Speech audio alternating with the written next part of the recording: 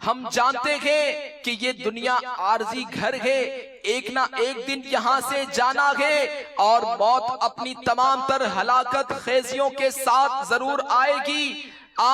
ہمارا ہر سانس گویا موت کی طرف ایک قدم، اور ہمارے شب و روز موت کی جانب گویا ایک ایک میل ہیں۔ چاہے کوئی زندگی کے کتنے ہی مزے لوٹ لے، بالآخر اسے موت کی سختیوں سے دوچار ہونا پڑے گا۔ کوئی چاہے کتنی ہی آسائش و آرام کی زندگی گزار لے، مگر موت ہر طرح کے راحت و آرام کو ختم کر کے ہی رہے گی۔ کوئی خواہ کتنا ہی اہل و عیال اور عزیز و اقارب کی رفاقت اختیار کر لے، مگر موت اسے جدائی کا غم دے کر ہی رہے گی۔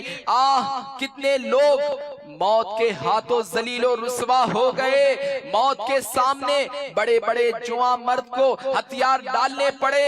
موت نے کتنے ہی حسین و جمیل چہروں کا حسن خاک میں ملا دیا۔ نہ جانے کتنے ظالم حکمرانوں، وزیروں، مشیروں اور افسروں کو موت نے بلند و بالا محلات، دفتروں اور کوٹھیوں کی وسعتوں اور روشنیوں سے اٹھا کر قبر کی تنگیوں اور تاریکیوں میں پہنچا دیا۔